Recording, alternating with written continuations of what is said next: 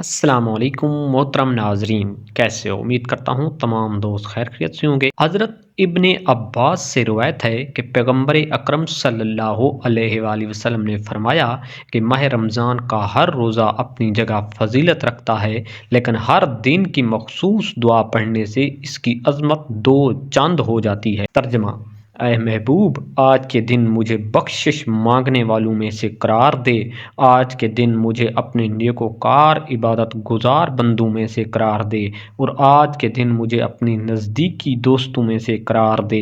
اپنی محبت سے، اے سب سے زیادہ محبت اور رحم کرنے والے، اللہ تبارک و تعالیٰ سے دعا ہے کہ اللہ تبارک و تعالیٰ ہمیں روزے رکھنے کی توفیق عطا فرمائے اور ہمیں نیک اعمال کرنے کی بھی توفیق عطا فرمائے۔ آمین یا رب العالمین۔